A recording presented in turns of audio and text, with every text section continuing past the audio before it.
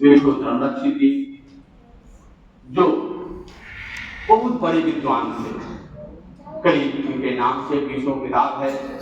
और अगर पाली साहित्य में जाएं तो सबसे जो क्लिष्ट ग्रंथ है और जिसको इंसाइक्लोपीडिया ऑफ बुद्धिज्म कहा जाता है, जिस एक पुस्तक को, वह है विशुद्धि मार्ग। उसका आपने विशुद्धि मार्ग नाम से हिंदी अनुवाद किया।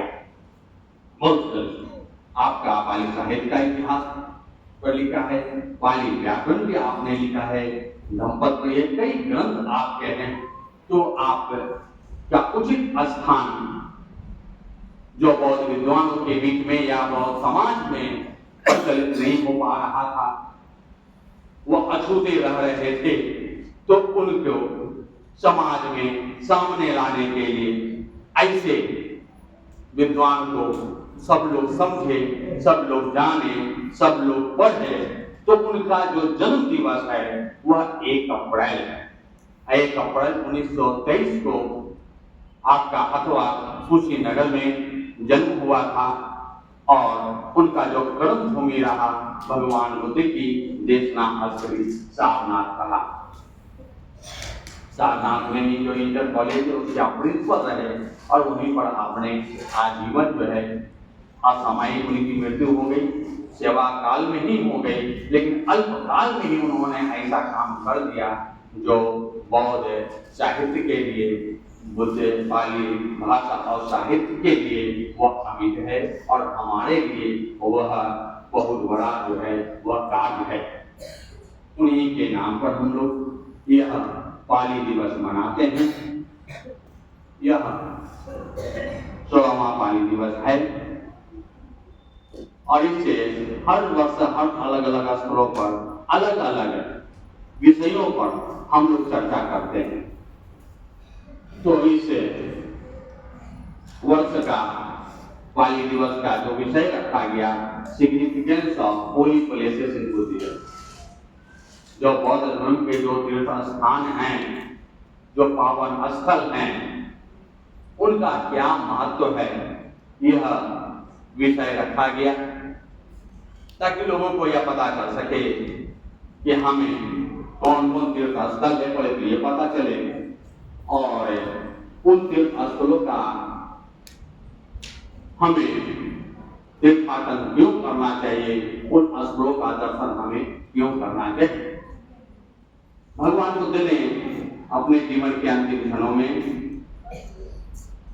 4 दर्शनीयानी स्थानानी कहकर उन्होंने 4 दर्शनीय स्थलों को बतलाया है।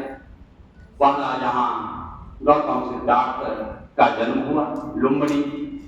दूसरा जहां गौतम सिद्धार्थ ने ज्ञान प्राप्त किया बोधि वृक्ष के नीचे बोध गया, और जहां भगवान तथागत बुद्ध ने अपना प्रथम प्रवचन दिया, सारनाथ वाराणसी, और जहां सुगत सम्यक संबुद्ध का महापरिनिर्वाण हुआ कुशीनगर में। ये 4 दर्शनीय स्थल हैं, भगवान बुद्ध के द्वारा बतलाए गए हैं। फिर 4 और स्थलों को इसमें जोड़ा गया, राजगिरी को जोड़ा गया, जहां नालागिर जो हाथी थे वो भगवान बुद्ध के आशीर्वाद प्राप्त करते हैं। वैशाली को जोड़ा गया, जहां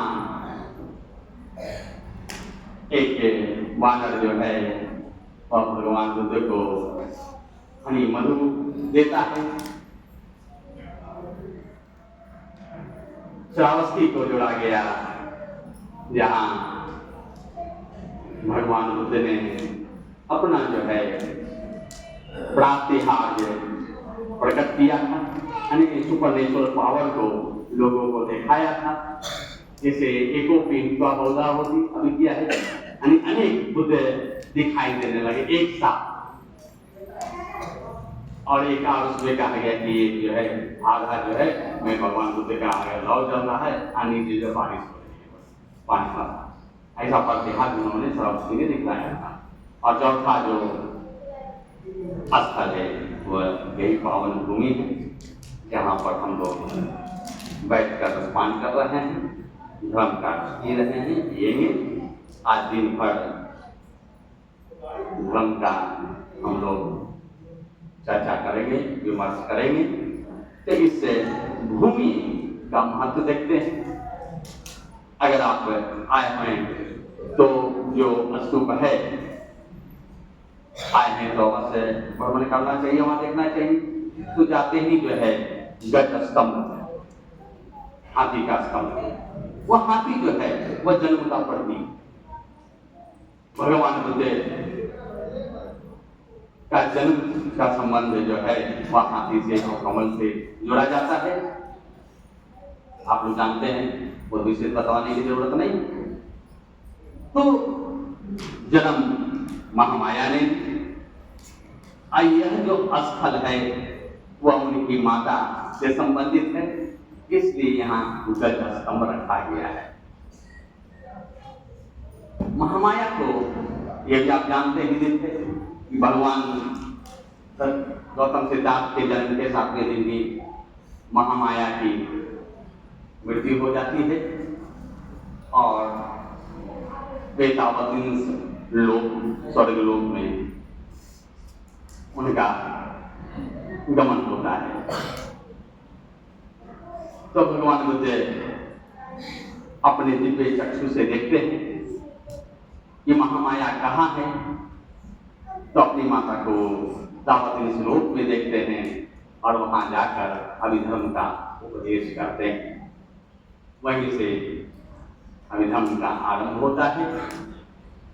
अभिधर्म के बारे में शालिनी में कहा गया है कि न अभिधर्म, तो कहा गया धम्मातिरेक धम्मा विशेष अथे अभिधर्म। जो अतिरेक है, जो विशेष है, जो शुद्ध से बढ़कर है, जो गंभीर है, जो विशेष है, उसी को अभिधम्म कहा गया। अभी इसलिए धम्म के साथ अभी जोड़ दिया गया, जो विशेष है, जो सामान्य उपदेश नहीं है, ऐसे उपदेश को अभिधम्म कहा गया।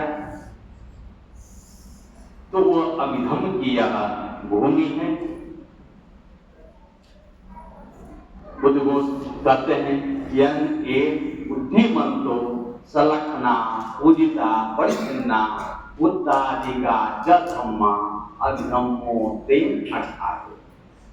जो ज्ञान में हमें ज्यादा वृद्धि कराता है, जो लक्षणों से युक्त है, जो विभाजित करके बतलाता है, ऐसे जो विशेष धर्म है वह अभिधर्म है।